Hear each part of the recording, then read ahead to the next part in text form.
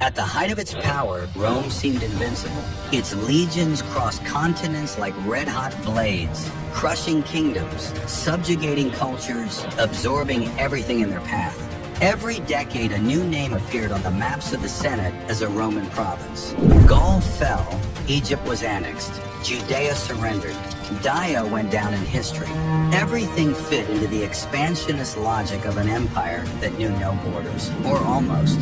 In northern Britain, however, there was an exception. A mountainous territory shrouded in mist, where the forests seemed to watch in silence and the winds cut like blades. Caledonia, what we now know as Scotland. But what was there that managed to stop the greatest empire of antiquity? Today you will learn about the land that Rome never managed to conquer. From its beginnings, Rome never saw war solely as a defensive necessity.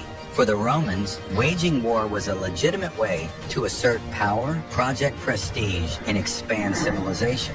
Conquering meant more than dominating lands. It meant imposing order on a world seen as chaotic.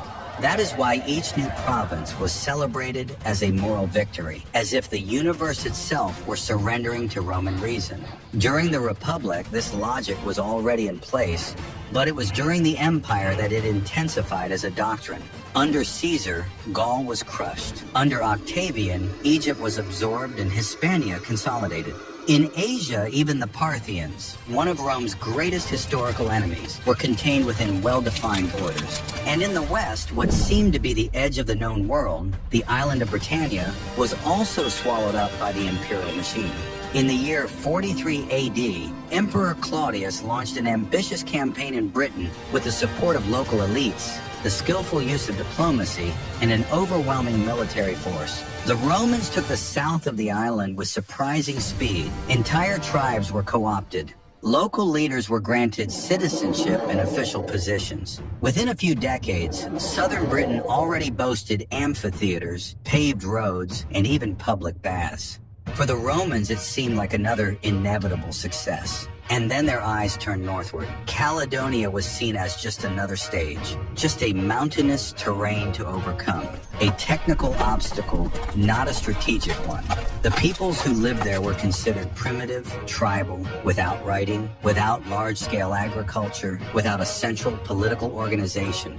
Rome saw them as savages who had not yet understood the benefits of being conquered. Callo Julius Agricola, governor of Britain and father-in-law of the historian Tacitus, was one of the first to lead campaigns to the north. In his biography written by Tacitus, we clearly see the Roman mentality. The Caledonians were described as tough brutes, yes, but backward and therefore inevitably surmountable. Rome believed that time and force would be enough to bring them to their senses. But that confidence hid a fatal blindness, because Rome knew how to deal with enemy armies. It knew how to negotiate with local elites. It knew how to subdue cities and cut off supplies. But it did not know what to do when the enemy had no king, no capital, and wanted absolutely nothing from Rome. The moment the legions crossed the threshold of Caledonia, everything began to go wrong. Caledonia was made of rocks and silence, a landscape shaped to slowly destroy any force that dared to cross it. The mountains of the Great Plains rose like natural walls, cut by narrow valleys, treacherous swamps, and forests so dense that light barely touched the ground. The Great Caledonian Forest, a mass of ancient vegetation, was impenetrable, dark, and full of invisible traps. The peat bogs swallowed feet, horses, and even entire carts, deep lakes. The locks emerged like black wounds in the landscape, and the ground, always damp, slippery, unstable. The rain seemed endless. Thick fogs arose out of nowhere, blocking visibility to within a few meters. The legionnaires marched without knowing if the road ahead was safe or would lead them straight to a precipice. Even in the camps, the humidity was relentless, rotting provisions, corroding armor, spreading disease. Medical accounts from the time mention the increase in dysentery, lung infections, and mysterious fevers among the troops in northern Britannia. Diseases that did not kill in combat, but slowly wore down the morale of any army.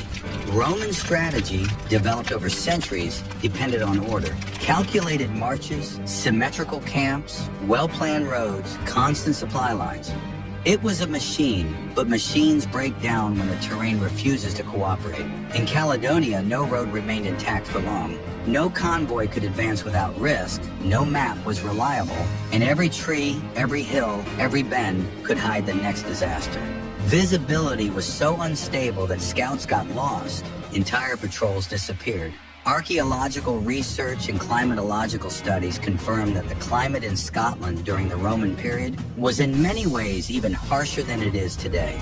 Long winters, short summers, and constant humidity turned the campaign into a war against the environment itself. The Romans were prepared to face human armies, but in Caledonia, their greatest enemy was the ground beneath their feet, followed by the ghosts that slipped through the fog and used nature as their own weapon. They appeared as shadows on the hills, painted bodies, faces hidden by the mist, eyes as alert as those of predators. The Romans called them Picti, the painted ones, not because they knew their language or culture, but because they saw their skin marked with blue lines, mystical drawings, tribal symbols, probably made with wad, a local plant with intense coloring. It was the only possible visual record of a people who left no writings and built no cities. The Picts were not a unified nation, but rather dozens of tribes and clans scattered among mountains, valleys, and forests, each with its own leader, culture, and way of surviving in one of the most hostile environments in Europe. The absence of a central government, which the Romans saw as a sign of weakness, was in fact a weapon because there was no single point to conquer. Each tribe was a head of the same snake. Cutting off one did not prevent the others from continuing to bite. They lived in circular stone structures called brocks, in isolated villages, almost always built in elevated places, difficult to access, with a strategic view of the surroundings. They knew where to tread, where to escape, where to ambush. They navigated between rivers and lakes in light, silent boats, using paths invisible to Roman eyes. And when pursued, they disappeared among the trees as if they were part of them. The most impressive thing is that they resisted not only with spears and tactics, they resisted with an idea that they did not need Rome. They did not want citizenship. They did not want roads. They did not want to dress like Romans or speak like them. They rejected the imperial model from within, and that disarmed one of Rome's greatest weapons, its ability to absorb. Throughout its history, Rome transformed enemies into allies, co-opted elites, promoted the children of barbarian kings, offered positions, status, citizenship. It helped to create Romans outside Rome, but the Picts did not want that gift. They did not seek advancement or recognition. They were at home. And anyone who crossed those hills armed